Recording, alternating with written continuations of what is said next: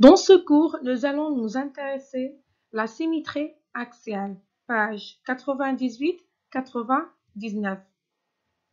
On va reconnaître une figure symétrique, reconnaître un axe de symétrie et dessiner la symétrie d'une figure. Qu'est-ce que la symétrie axiale? On dit deux figures sont symétriques par rapport à un axe. Si lorsqu'on plie en suivant l'axe, ils se superposent parfaitement.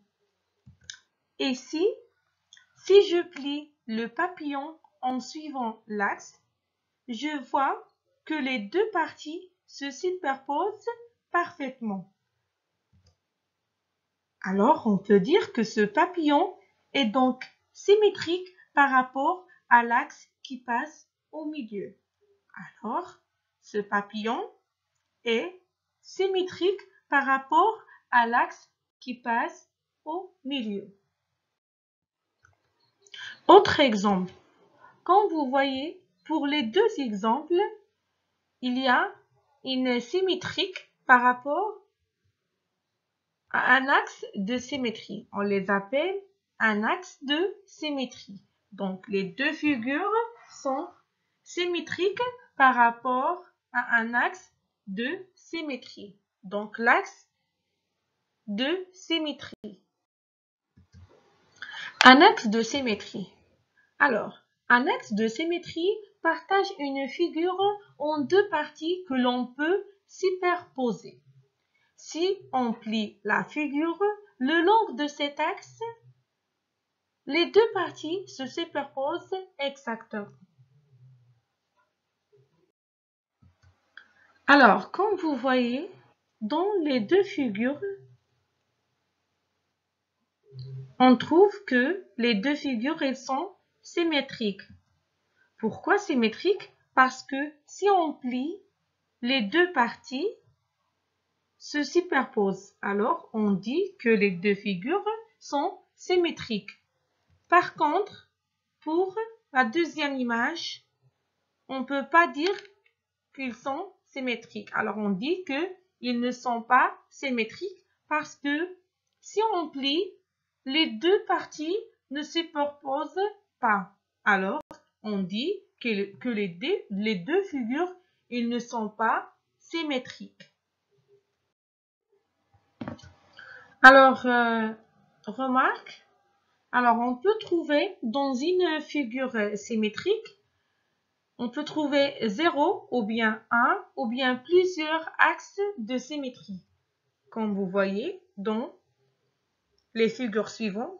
Alors, pour la première figure, il n'y a pas d'axe de symétrie. Donc, il n'y a pas de figures qui sont symétriques. Pour la deuxième figure, on a un axe de symétrique. Parce que si on plie, il superpose les deux parties. Alors, par contre, dans la troisième figure, on trouve qu'on a deux axes de symétrie. Alors, dans une figure, on peut trouver 0 ou bien plusieurs axes de symétrie.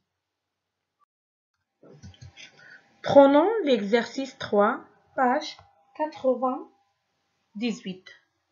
Pour chaque figure, je trace en rouge un axe de symétrie quand elle existe. Alors, il faut que je trace l'axe de symétrie.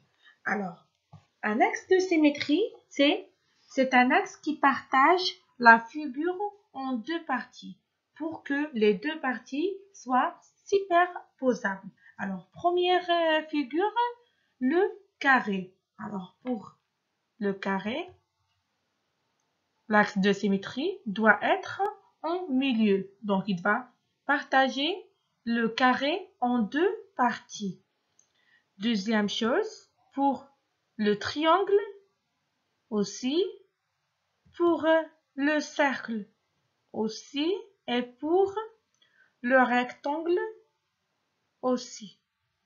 Alors, chaque figure a un axe de symétrie. Passons à l'exercice 5, page 99. La question demandée, j'entoure chaque dessin où le trait rouge est un axe de symétrie. Alors, on commence par le premier dessin. Le premier dessin, l'axe rouge, c'est pas un axe de symétrie. Pourquoi? Parce que si on plie les deux figures, ne se superposent pas. Passons au deuxième dessin.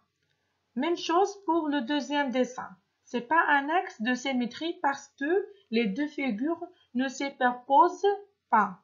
Par contre, pour le troisième dessin, l'axe c'est un axe de symétrie parce que si on plie les deux figures se superposent. Alors, on peut entourer le troisième dessin. Après avoir bien écouté l'explication, je vous demande de faire les exercices de la page 98 et 99.